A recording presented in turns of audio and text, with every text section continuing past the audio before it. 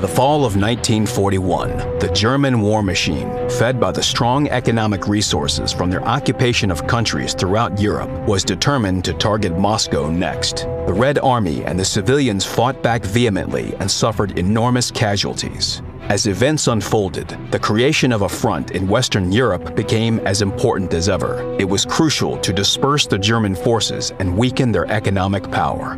But Western Allied forces couldn't create a full-scale front until 1943.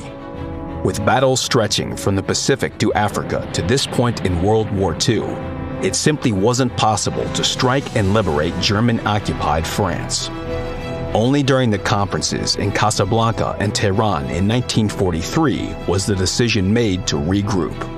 As a result, the Normandy landings as part of Operation Overlord was planned for May 1944. The Allies already had experience in similar operations. The first attempt to deploy British and Canadian troops in Western Europe was in 1942 in Dieppe, France. It was an unsuccessful and costly battle for the Allies, one of the reasons being the supporting British tanks that couldn't get there in time. Some of the vehicles were unable to reach the French town due to engineering structures blocking their path and unfavorable road conditions. The Dieppe raid, along with other military actions, especially landing operations, provided the Allies with the experience they later used in Operation Overlord. The Normandy shoreline was a strongly reinforced bridgehead. Back in 1942, the Germans started building the Atlantic Wall, a coastal defense and fortification system. Erwin Rommel, the commander of Army Group B in northern France, understood that the chance of stopping a possible landing with just fortifications was pretty small. This is why he counted on using the reserves of Panzer Group West that were deployed in France along with the fortification structures.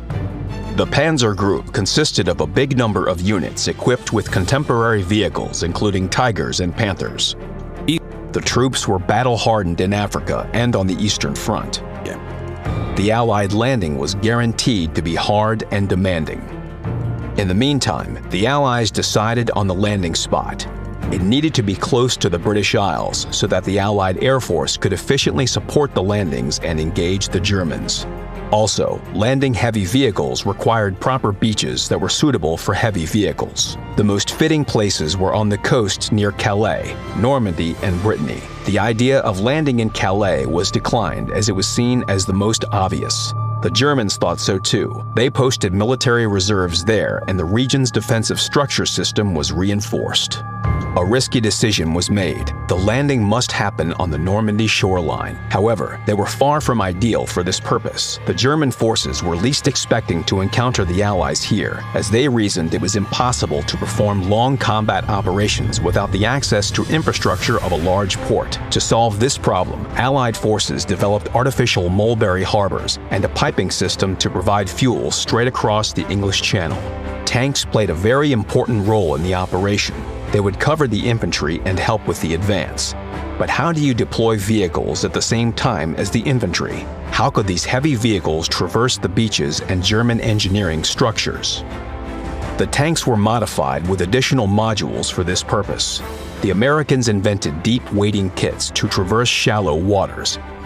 Every hole in the hull and turret sides were sealed to be waterproof, and the air intakes were equipped with special devices. Their upper parts were easy to remove, decreasing the time needed to make the tank battle-ready. This helped to considerably increase the maximum forwarding depth. Duplex drive was a more radical modification that converted a tank into an amphibious vehicle. A metal frame was attached to the tank's hull that held a deployable rubbered tarp screen. The screen was raised with the help of rubber tubes filled with compressed air, which made the tank buoyant, and it could move with the help of propellers. It was lowered into the water from the landing ship along with the infantry. The British side decided to focus on the vehicles that could surpass the German engineering structures and defenses. This task was assigned to military engineer Percy Hobart. His inventions were named Hobart's Funnies. One of his most peculiar funnies was the Churchill Avery. Instead of the standard 6-pounder gun, these vehicles got a 290mm petard mortar with incredible firepower that was meant to destroy reinforced walls. Another of Hobart's funnies was a Churchill modified with a flamethrower that was called the Churchill Crocodile. The flamethrower was mounted instead of the Hull machine gun, and the fuel was towed in an armored wheeled trailer. The mine-clearing crab tank cleared the way for heavy vehicles, and the bridge-laying Churchill Ark helped them cross tough terrain. Almost everything was now ready. However, the weather had to be considered as well. For a successful landing, a good tide was necessary, as landing vessels could be damaged by German underwater defense structures. Also, the British wanted to expand the landing territory. As a result, Operation Overlord was shifted to June 1944.